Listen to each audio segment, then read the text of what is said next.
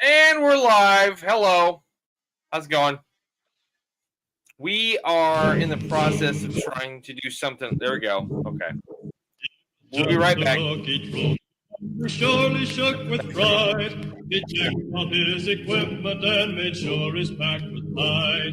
He had to sit and listen to those awful engines roll. Sorry about that. That's all we're doing. You wanted to keep going? I wanted to play the whole damn song. Yeah, let's play the whole damn song. Oh, hell yeah, let's do it. By the way, we don't get to that song. We just put up our picture in the background, dude. Glory, glory, what a hell of a way to die. Glory, glory, what a hell of a way to die. Glory, glory, what a hell of a way to die. He ain't gonna jump no more. Zoom, zoom, zoom, zoom, zoom, zoom, zoom. Is everybody happy? Cried the sergeant looking up. Our hero feebly answered yes, and then they stood him up. He jumped into the icy blast, his static line and hook, and he ain't gonna jump no more. Glory, glory, what a hell of a way to die. Glory, glory, what a hell of a way to die. Glory, glory, what a hell of a way to die. He ain't gonna jump no more. Loud, he waited for the shock. He felt the wind, he felt the cold, he felt the awful drop. The silk from his reserves spilled out and wrapped around his legs, and he ain't gonna jump no more. Glory, glory, what a hell of a way to die. Glory, glory, what a hell of a way to die.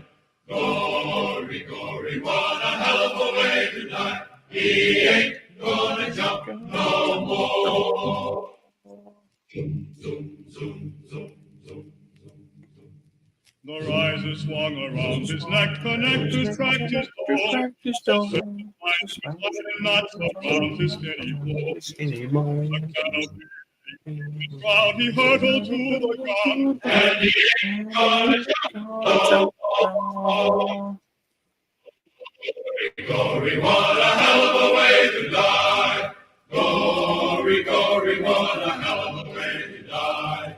Glory, glory, what a hell of a way to die. He ain't gonna jump no more.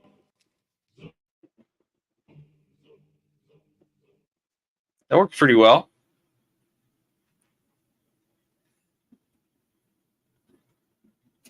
I was hoping you'd put our picture up in the background, so not just our dumb, ugly mugs mouthing the words to that song.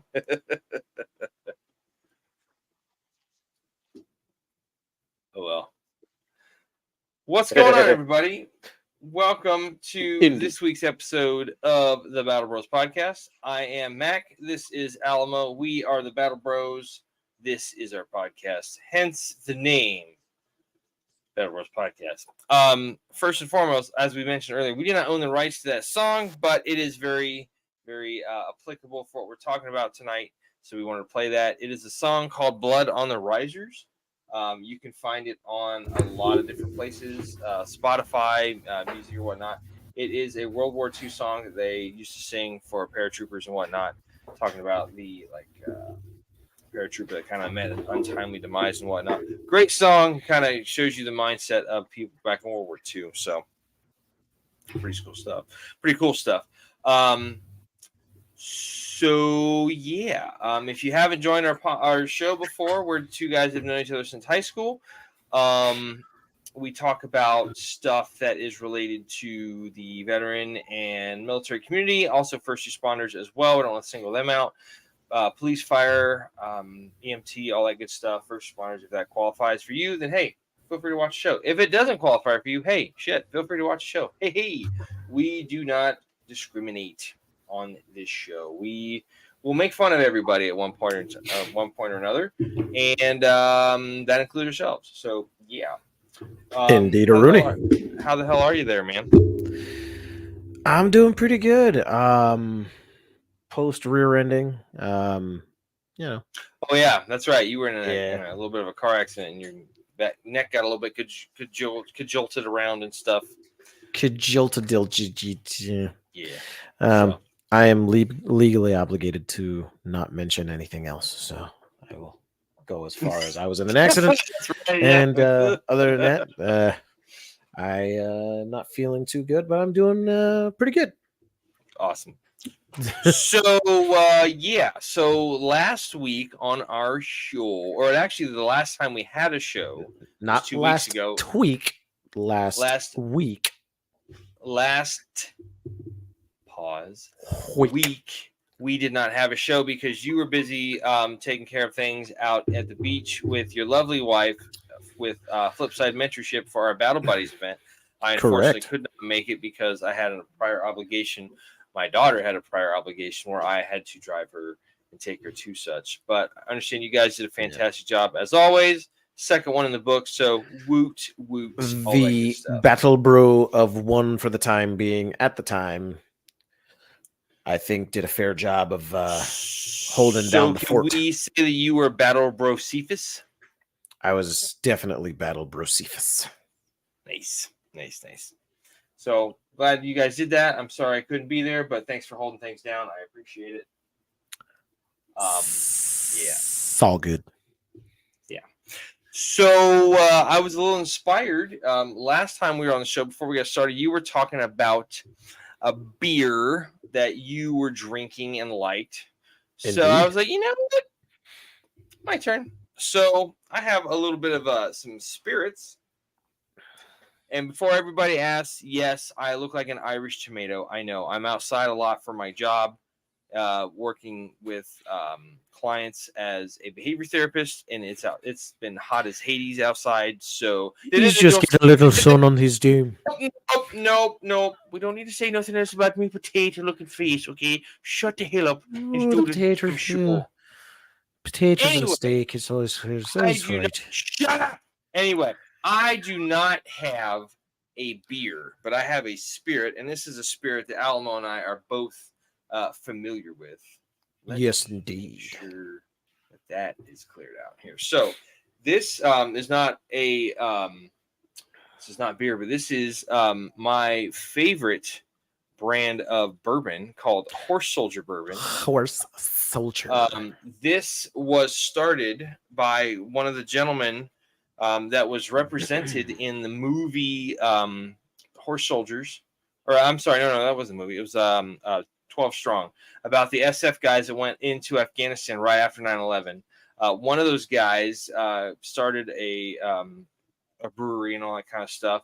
And it's local here in Florida, I believe in the St. Peter Clearwater area. But this is a brewery.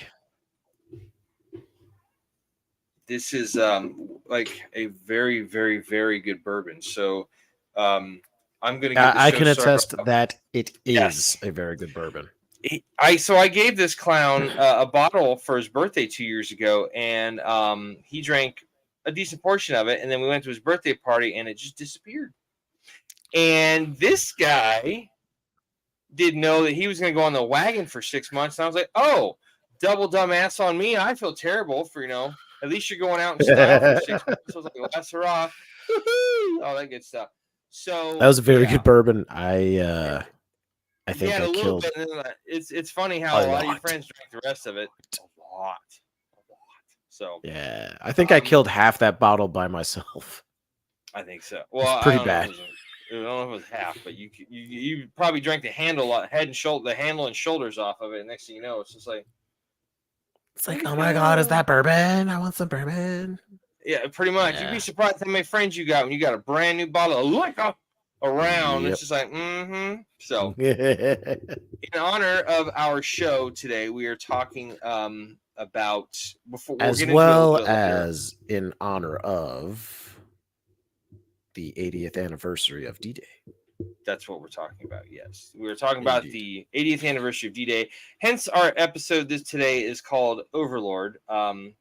This is a toast to all of those who fell in the midst of battle 80 years ago, who never came home, and guarantee that they gave their life so that we could live our life as we know it today. So, to all those brave men back in the day, we salute you.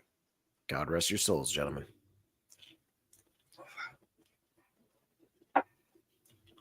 Woo! That's got a good burn to it. Yeah. Was it? No. That's good shit, man. It's like fucking outstanding bourbon. It is, but I heard you cough. I did not cough. What was that? It's clearing my throat. I didn't cough. I want to make sure I didn't like spew liquor all over my computer. So. Was it? Shut your fucking face, Uncle Fucker. Anyway, so before we get into talking, we got one news story that we found. If you caught our show 2 weeks ago, I'm sorry, I'm sweating still from being outside. It's just so hot. It is. I have no hair to soak all this up, so yeah. Ridiculous, guys. It's like being in a freaking oven. Yeah, for those of you guys that live outside of the state, the very few of you that listen and are outside of the state, Florida is. I'm sure the people in Texas have an inkling of what the hell we're going through because they're like Tejas. Oh yeah, Tejas. Oh yeah, for sure. So let's get to it. So 2 weeks ago, we did episode 081. We talked about criticism. Please feel free to go back and check that out. You can do so on any one of the various platforms where you can find our show. We are on YouTube, Facebook. We have a Facebook page, social media, all that good stuff. You can find us on pretty much anywhere you can watch podcasts or listen to podcasts. Stitcher, Apple Podcasts, iHeartRadio, you name it. One of the big ones is Spotify and whatnot. So check that out. All of our episodes are on there. Amazon Music, all that good stuff. You can actually watch our episodes live or rewatch our episodes on YouTube and whatnot. It's actually the only place that has all of them. Episode 10 that we did never came. We had an issue with it while we were recording it, and it didn't come through on the apps because we're having to simultaneously video and audio record it. So you can only find that on YouTube, but everything else is good to go everywhere else. So also, I'm still trying to clear out that snafu on Rumble too. Something's not. Are we still? I don't know if there's there's something going on. There's some kind of snafu going on where the coding, I guess the coding between YouTube and Rumble is not meshing right. I might have to start just downloading the episodes physically and uploading them onto Rumble just to get them onto Rumble, which kind of sucks because it was automatically just doing it. But yeah. Can we contact them directly? You think maybe? Most likely, I'll catch on to that though. Cool. So that's for us to worry about, folks. You don't worry about that. So, before we get into our main conversation, we're going to go over a little bit of news. This was something we found this week, and it kind of grinded the gears. Grounded the gears. You can kind of, it's like when somebody's not really sure how to shift, they're just when they're driving a stick shift transmission. It's like yeah. Exactly. So yeah. Don't worry about putting this up. I'm just going to read the article real quick, Almo. Because it's just that one picture. So this is from military.com. This was published June 4th, which would have been Tuesday. A lawmaker for the first time on Tuesday, there you go, called for Veterans Affairs Secretary Dennis McDonough to resign over bonuses erroneously paid to senior VA executives under a law passed to provide incentive pay to retain employees in jobs with critical shortages. Representative Derek Van Orden, a Republican from Wisconsin, called on McDonough to resign during a House Veterans Affairs Committee hearing. Other lawmakers previously have called for the heads of the Veterans Benefits Administration and Veterans Health Administration to resign or be fired, but they have stopped short of asking McDonough to step down. The VA OIG, which is the Office of Inspector General, published a report last month that found the VA authorized bonuses worth $10.8 million to 182 senior headquarters executives under the PACT Act, the law that expanded health care and benefits to millions of veterans who served overseas. The Inspector General investigation, instigated at McDonough's request after the Secretary learned the extent of the bonuses, found that the VA Undersecretaries for Health and Benefits approved the payments known as Critical Skill Incentives, or CSIs, despite concerns from human resources personnel and financial staff. The investigation found that VA Undersecretary for Health, Dr. Sharif El-Nahal, kept McDonough apprised of the bonuses paid to medical center directors and the heads of VA medical regions, but did not inform him of the executive bonuses at the central office in Washington, D.C. In a subsequent report released last Thursday, Inspector General Michael Massal raised concerns that El-Nahal may not have had the authority to award bonuses to certain senior executives who work directly for him. Van Orden, a former Navy SEAL, said during the hearing he has been in communication with El-Nahal in the past several days and drafted a resignation letter for El-Nahal to McDonough. During the hearing, however, Van Orden said McDonough should sign it and send it to his boss, President Joe Biden. It, quote, breaks my heart, Van Orden said, to call for McDonough's resignation. He noted that the two speak regularly, and McDonough supported his family following the death of his daughter. I'm going to give you the quote. I'm going to give you the opportunity to do what you just asked to do, to be held accountable. This is a systemic problem. I do not think you are capable of serving in this capacity any longer. So it's like, listen, the VA, like, I mean, you want to talk. Yeah, you want to talk about some ass hattery though, come on, man. Ass hattery. Ass hattery. I like yeah. Yeah. It douche dickery. Basically. Yeah. Like I don't. If that is not the most corporate America bullshit thing you've ever heard. We're gonna have exactly. All these you said it for the mid-level guys, and it's going to the freaking big wigs. You gave it a little bit more of a PC twist than I was gonna give it. So yeah, but it is. It's absolute garbage, man. It's freaking horseshit. So and it's like it's kind of, and not to get into too much political type conversation, but it's like you see those guys that certain people that go in there like, let's drain the freaking swamp, and it's like, yeah, drain away, unplug that, all that stuff go down. So yeah, that was kind of crap. So it is what it is. Yeah. Anyway, that's the one news story we got. Let's move on to the awesome conversation we're gonna have. So D-Day. Yes, indeed. Ooh, I got a picture to share. Oh boy. Close that out. There we go. It's actually not a bad one, but it's actually the thumbnail for our episode. For our episode. And if you guys are watching on the YubTub at this time, or whatever platform you are so choosing to, you'll see up on the screen I have. Oh man, that's a great photo. You can see right there, just tons of young faces, guys that, in all honesty, I mean, you have obviously very mixed emotions amongst all of them. You got you got guys smiling, you got guys just looking kind of, with that 1,000-yard stare. The uncertainty of what lies ahead. Right. And it's just, it kind of captures, like, if we kind of just zoom in on this guy right here,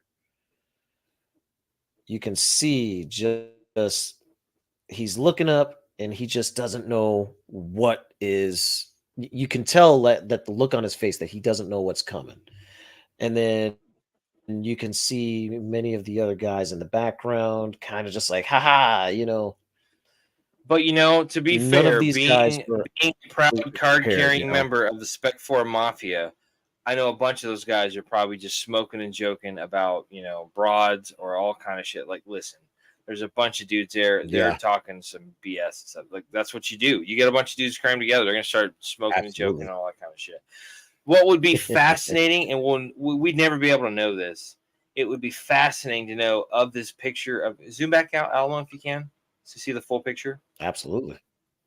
If we could find a way, or if we had a way of determining of all the people in this picture, how many survived. Just maybe initially D-Day, initially the whole war and whatnot. Like, it's crazy. Because if you think about, and we're going to talk about some statistics here for our discussion, just the sheer and you know that number. you bring up a valid point, dude. Yeah, you bring up a valid point, dude, about that one specific thing. Because, I mean, what's the ratio going to be? Like, is it going to be, because I think our fact. Well, shit, I can reference our fact sheet. I got it pulled up already. So Jesus, well over 2,400 guys. Well over 2,400 guys died on Normandy or on Omaha Beach alone. Like, if you think about the ratio, like on Omaha Beach alone, dude, just 2,400 freaking guys died. That's absolutely insane. That's a quarter of the people that went over.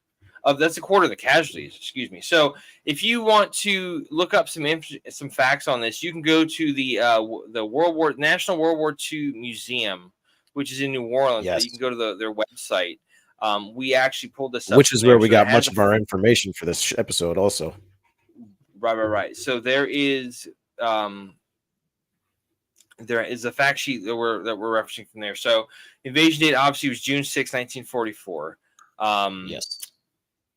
The Allied code names for the beaches along a 50-mile stretch of Normandy coast targeted for landing. The 5 beaches were Utah, Omaha, Gold, Juneau, and Sword. Omaha was the costliest beach in terms of casualties. For the Allied forces, nearly 160,000 Allied troops landed on D-Day. I think, what was it? I think Juneau and Gold were British and Canadian forces, weren't they? Let me keep reading that part. I'm going to look up the Allied forces portion. Yeah, keep reading that. I'm going to look up the other thing here. So for the Allied forces, okay, this is just a staggering amount of freaking numbers that we had. Okay, nearly 160,000 Allied troops landed on D-Day, made up of major forces from the United States, the United Kingdom, Canada, and 12 other Allied nations. Some 23,400 airborne troops jumped into Normandy from 822 aircraft and gliders. Over 34,000 Americans came ashore at Omaha alone on June the 6th. The number of casualties, we already kind of covered the part of, the 2,400 dying just on Omaha alone, but the Allies suffered over 10,300 total casualties.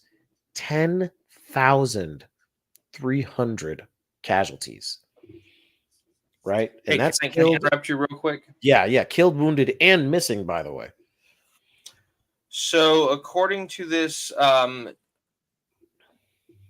this picture I just pulled up, so the 5 beaches in order from west to east on Normandy, Utah was the farthest west, then Omaha, Gold, Juneau, and then Sword was the easternmost beach landing point. So the Eastern Task Force comprised of Gold, Juneau, and Sword Beach, and that was British and Canadian. So you had 30th Corps that landed at Gold, and then you had 1st Corps, which was the 3rd Canadian Infantry Division, and then the 3rd Infantry Division for British landing at Juneau and Sword, respectively. American troops under Bradley landed at Utah and Omaha, which was going to be the 4th Infantry Division at Utah, 1st, and then the 29th Infantry Division at Omaha. Omaha also looks like it's, according to this map, it looks like it's the largest swath of beach of the 5 of them. So, yeah. It's pretty gnarly. Damn. 50 miles of beachfront. It's like yeah. It's freaking nuts, crazy, dude. When you think about it, I mean, shit, like what, 50 miles? Like you can cover 50 miles in like just over an hour, right? just about an I mean, hour. back Yeah, then, depending how obviously, fast you're going in a car. in a car, yeah.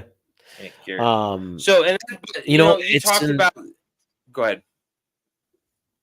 No, I was gonna say, you know what's even more insane is that there was actual U.S. Coast Guard out there, providing, you know, Casevac as well as God, what was it? Essentially, it was a like rescue for like guys that either fell out of the Higgins boats or were just kind of like, you know, stuck at sea. There were quite a few freaking coasties out there doing their part as well, trying to make sure, you know, to help the war effort, you know, to help out the Navy and the U.S. Army that were out there. And I remember seeing a story recently, and you know, this Coast Guard member, he was talking about, he's one of the few remaining survivors that actually served there. He was talking about how, you know, he doesn't remember every guy that he saved, but he's never forgotten the ones that he could not.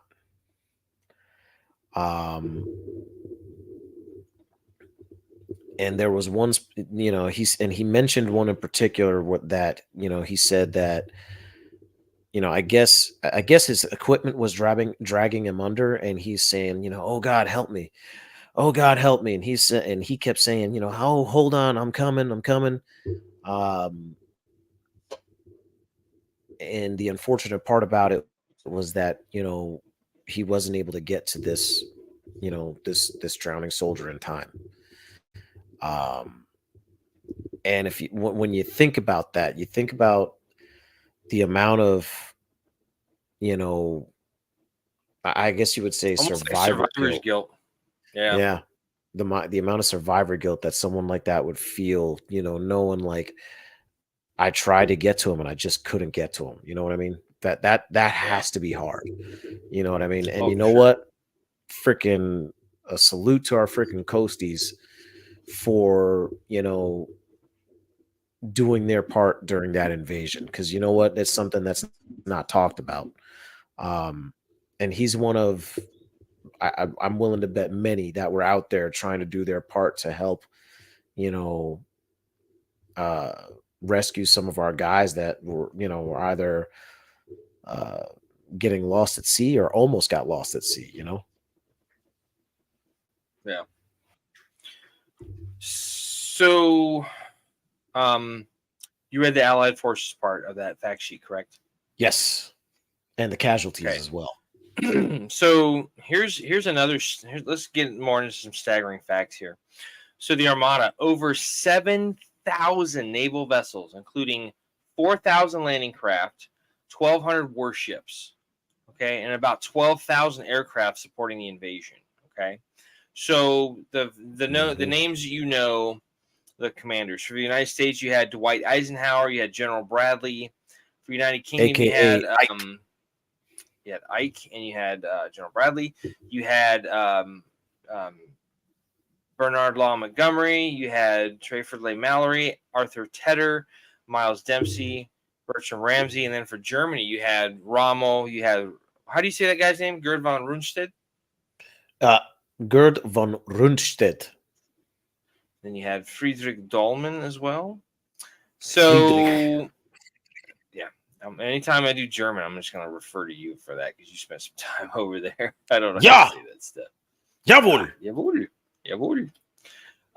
So by the end of June, the Allies had landed more than 850,000 troops, 570,000 tons of supplies, and nearly 150,000 vehicles across the beaches of Normandy. There would be months of hard fighting in Europe before the Nazis finally surrendered in May of 1945.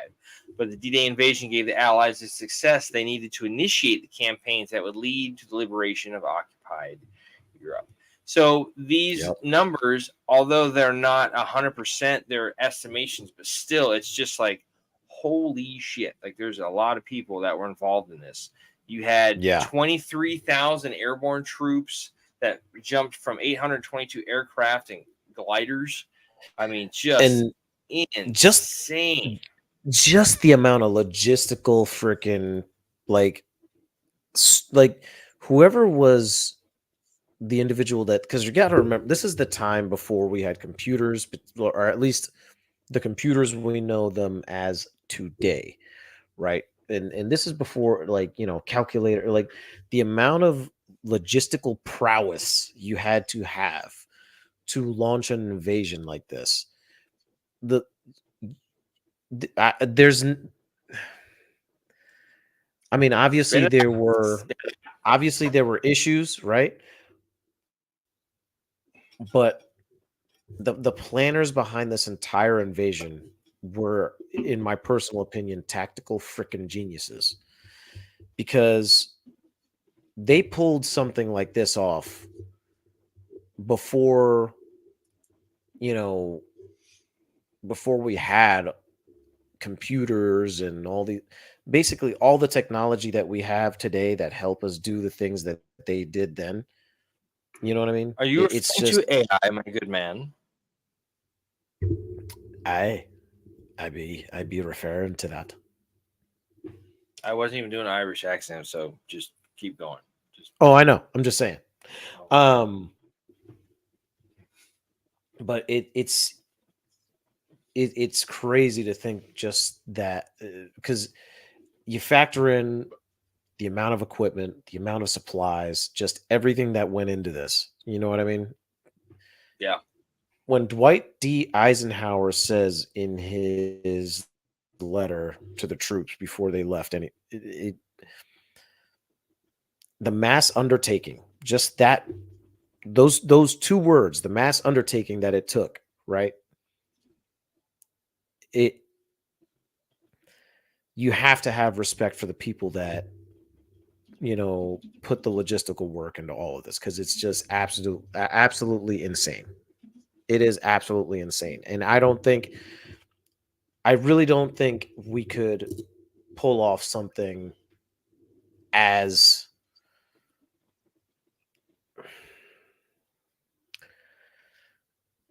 There's no way we can do that nowadays.